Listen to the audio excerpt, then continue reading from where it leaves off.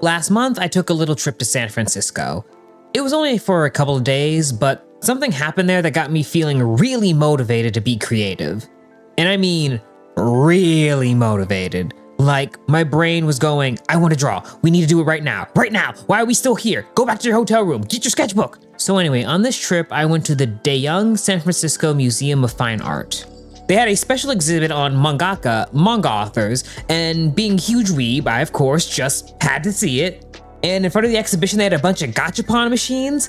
I got some Kamen Rider merch. That alone would have made the trip worth it. But seeing as the tickets weren't cheap, I obviously had to go inside and see the actual exhibit. Especially since I pre-ordered my tickets in advance and I accidentally purchased it for the wrong day. And they were non-refundable, so I had to end up buying a second ticket. The exhibit itself displayed original manga pages at different levels of completion, from sketches to final ink versions of pages.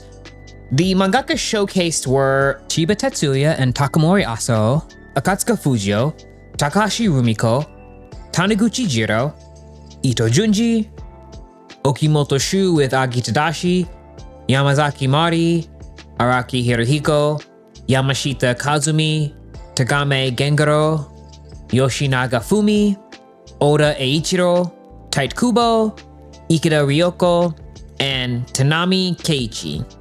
Sorry if I butchered any of those names. I originally wasn't gonna take any pictures of the actual art, just the names of the actual manga for each author displayed so I could go read them later. And just take the exhibit as a whole, be in the moment and all that. I was trying to be like that meme of that old lady just watching an event while everyone else is recording with their phones out. But then I reached the Araki section and I couldn't resist because god dang, that's some pretty art. I love me some JoJo. There was a special piece there he made called There Is Always a Traitor. I'm just gonna let the plaque speak for itself. Araki Hirohiko created this 12-panel work for the Hirohiko Araki JoJo exhibition, Ripples of Adventure, at the National Art Center in Tokyo 2018. He feels that 12 is a special number as its multiple aligns with 24 hours in a day, evoking a sense of eternity. Inspired in part by Leonardo da Vinci's Last Supper, which depicts Christ and his 12 disciples, Araki created this work with a strong focus on the number, a set of 12 pieces and 12 characters. By including traitor in the title, referencing Judas, he added a layer of drama to the work. He says, I made sure that the horizon of these pictures was set at human eye level, about 160 centimeters. My aim was to display these 12 sheets so that the visiting public could feel as if they were entering the same space as the characters.